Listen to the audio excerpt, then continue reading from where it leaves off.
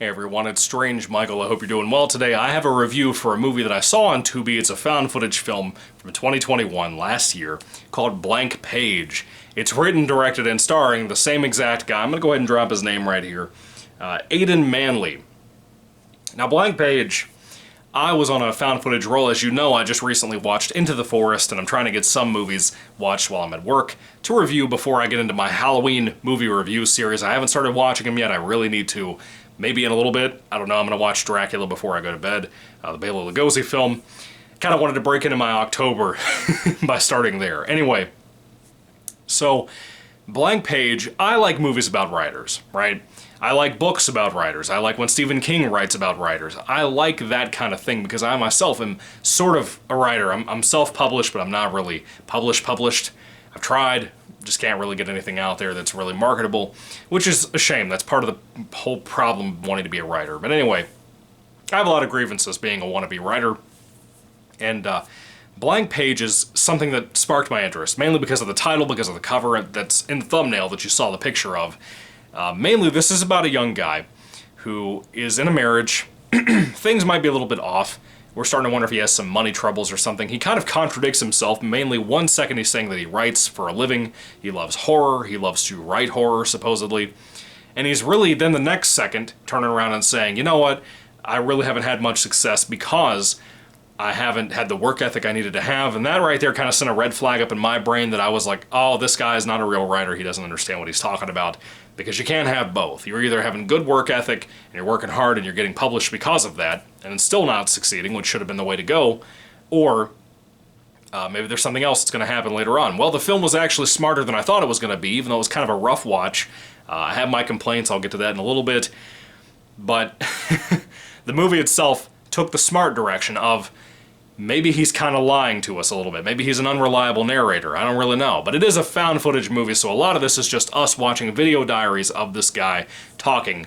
It's about an hour and 15 minutes long. Not a very long movie at all. However, there's really not much that happens in here. He gets a new idea for a new book, and he wants to do kind of like what my particular favorite writing channel of all time, it's really the only one I can stand, called Travis McBee. If you haven't seen his videos and you want to get into writing of any sort, Travis McBee was a great guy. I really wish he still did content. He just doesn't. And I get it. I get it 100%. But he was great. His stories were great. I used to buy his stuff and read it.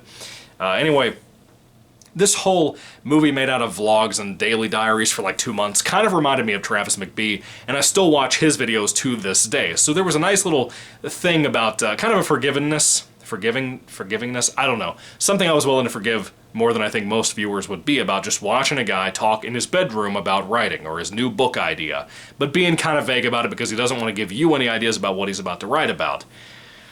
And I was curious about where this movie was going, what we were going to do, and I figured with some of the things we started off with, it was probably going to be a haunted house movie. And it pretty much is that. It's not secluded to just the house. It's kind of a COVID movie too, where you just have one guy doing his thing in his house. It's kind of that, but it's really not engaging. Let me tell you, I don't think this kid was a bad actor. There are moments in this movie that could have been reshot a couple of times, but most of this is long shots, dude. Like, we're talking like 10, 15 minutes of him talking at a time, and it's not bad. I think it's probably him memorizing the lines. Now, whether he can actually pull these scenes off, that's another question. Sometimes with the more emotional moments, not really. I'm sorry, he can't. The directing style of this is mainly just setting up a phone or a camera or camcorder to point directly at himself. That's not hard to do. I don't have any complaints about that or the framing of the shots. However, I will say this, at certain points in the movie, especially in the third act, when things are supposed to get more tense, it's kind of hard to see. You're basically looking at pitch black, you know? That was a little rough. I was interested in this movie because I liked this kid. I thought he was interesting. I thought the problems with his writing career, his marriage, whatever, were fascinating to me. I was curious the direction this was going. And I'll be honest with you, it doesn't really go anywhere special. It kind of ended in a very disappointing way for people like myself, the very few who were probably interested in this movie, curious to see where this character was going, what was going to happen with him or his book. It really didn't land. It did not land on its feet. It is not a cat. It was a shame, a little bit. I was kind of bummed out. There's a little bit of a political correctness to this movie, too, which was weird. I don't know what was up with that. I don't know. It was a little weird, but overall, I thought the concept was fairly interesting, and I was interested in where it was going. I don't think, again, most people are going to be into that. The writing was fine. It's mostly just this kid doing vlogs and whatever. And I kind of felt for this guy. That's the thing. I felt bad for him. I felt for the things that he was going through. It was nice in that regard, and I wish there was more done with that. You know, it's kind of a shame, like I said.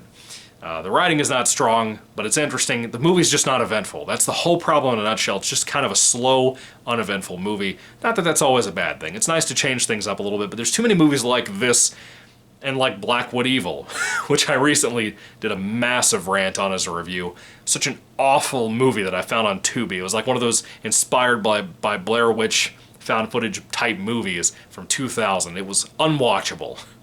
One of the worst movies I've ever seen in my life. This doesn't come close to that kind of bad quality. This is fairly mildly interesting, for me, personally.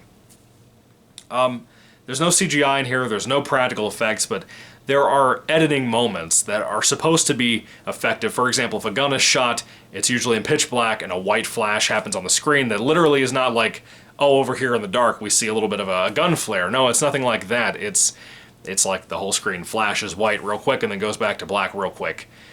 And that's, again, it just kind of adds to the uneventfulness of the movie. It doesn't really add anything special to this. There's also an issue with sound design of this movie. There are supposed to be moments where you're getting kind of creeped out with certain things, with the haunting or ghost or whatever this thing is, creature, I don't know. Whatever this entity is that's going after this kid, this guy. The sound design was not perfect. It was clearly a dub type of thing where you added this in post-production. That's fine. This doesn't have much of a budget behind it, if any at all. So I'm not really complaining about that. This is a one-man show type of thing. I get it. Not a big deal. It's just not really great. It's just not really great. That's kind of the sad part of it. But I think there was some heart and soul behind this movie. I think this guy clearly tried. The very small amount of music, I don't think there was much of anything. Maybe some credits music, I don't know, but it was fine. There's really not much in here to really talk about either. Overall, it might seem like I'm fairly disappointed, and it's because I am. I was really excited for where this was going, and by the end of it, it just really let me down. It's not really worth a watch, if I'm being honest with you. I would be curious to see where this guy's career went from here, or is going from here. He has an eye for some kind of directing of some sort, or writing of some sort. Maybe not acting, but everything else maybe of some sort. I would be curious to follow him more, see what else he can do in the future, but for right now, it is what it is. I'm sorry, I don't want to be harsh. The guy might come across the review or something, and I don't want to be harsh to the poor fella, but he tried, and I think there's some heart behind this, and it was mildly entertaining to me. But overall, I think by the ending that we got, that was enough to be like, what the hell?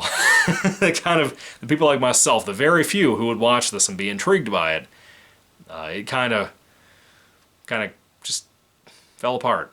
And I guess everything I was interested in just lost its luster by the end of the movie.